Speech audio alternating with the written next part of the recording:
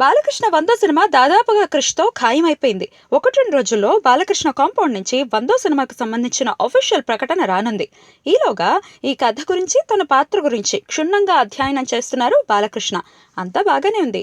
ఇలాంటి కథ వచ్చినందుకు బాలయ్య, అతనితో సినిమా తీసే అవకాశం దక్కించుకున్నందుకు క్రిష్ తెగ సంతోషపడిపోతున్నారు. కానీ వీళ్ళిద్దరి మధ్యలో బుక్ అయిపోయింది కృష్ణవంశీనే. ఆయన దారిలో రుద్రాక్ష అనే సినిమా తీసుకుందామని ప్రయత్నాలు చేసుకుంటున్న తరుణంలో బాలయ్య నుంచి పిలుపొచ్చింది. 100 సినిమా చేసి పెట్టు అని బాలకృష్ణ స్వయంగా నోరు తెరిచి అడిగారట. బాలయ్య లాంటి స్టార్ హీరో పిలిచి మరీ వరం ఇస్తే కాదని వాళ్ళు ఉంటారా? అందుకే కృష్ణవంశీ కూడా వెంటనే ప్రొసీడ్ అయిపోయాడు. తన రుద్రాక్షను పక్కన పెట్టి రైతు స్క్రిప్ట్ పనిలో పడిపోయాడు. 1-2 సార్లు హిందూపురం వెళ్లి బాలయ్య కోసం అక్కడే మకాం కూడా వేసేశాడు. కథ కూడా దాదాపుగా ఓకే అయిపోయింది. ఈ దశలో బాలయ్య సారీ చెప్పడంతో కృష్ణవంశీ పూర్తిగా నిరాశలో కూరుకుపోయారట. నా మానాన్ని నేను పని చేసుకుంటూ ఉంటే ఎందుకు పిలవటం, ఇప్పుడెందుకు సారీ చెప్పడం అంటూ తెగ ఇదైపోతున్నాడట. ఇప్పుడు కాకపోయినా ఎప్పుడో ఒకప్పుడు మనం సినిమా చేద్దామని బాలయ్య కృష్ణవంశీకి మాట ఇచ్చినట్టు తెలుస్తోంది. అయితే కృష్ణవంశీ మాత్రం అందుకు ఒప్పుకోవట్లేదట. 100 సినిమా అంటే ఆ ప్రత్యేకతే వేరు.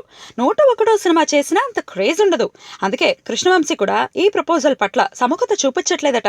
అలా కృష్ణవంశీకి ఓ క్రేజీ ప్రాజెక్ట్ అందినట్టే అంది చేయి జారిపోయింది.